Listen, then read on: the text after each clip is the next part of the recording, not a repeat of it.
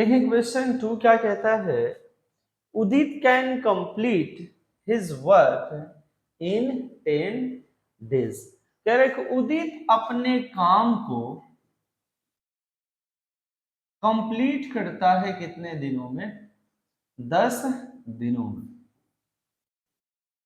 ऐसे समझिए, उदित के पास कोई काम है सर, वो काम क्या है? एक काम है कोई, उसको कितने दिनों में पूरा कर लेता है सर?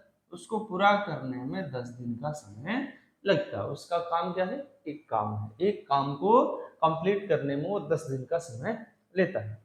अब आपसे पूछता है कि what amount of work will be completed in 8 days. तो कह रहा है कि उसी सेम काम को, ठीक है, उसी सेम काम का 8 दिनों में अगर वो पूरा करता है तो उस काम का कितना हिस्सा जो है वो पूरा कर पाएगा, ये आपसे क्वेश्चन पूछ रहा है। ठीक है, अब देखिए, अब यहां हम देखेंगे कि कौन सा वेरिएशन लग रहा है। सर क्या है? Work and time.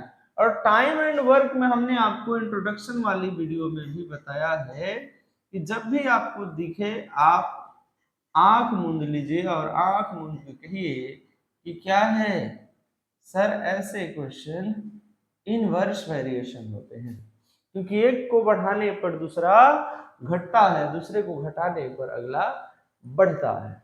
तो इनवर्स वेरिएशन पर रख लीजिए इसको। क्या है भाई? 1/10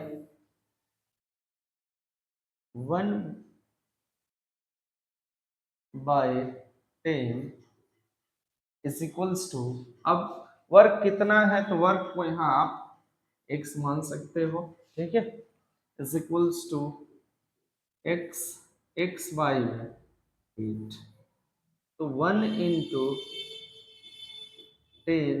is equals to 8 into x, then x is equals to 10 by में 8, 5 टू जा 10, 4 टू जा 8, तो x का जो मान आया 5/4।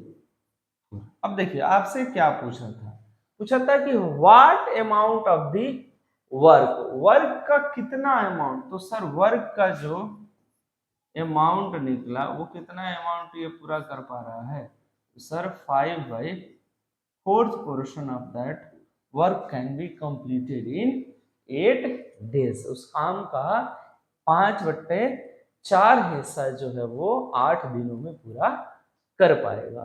तो क्वेश्चन नंबर 2 का आपका आंसर आता है 5/4। क्लियर है?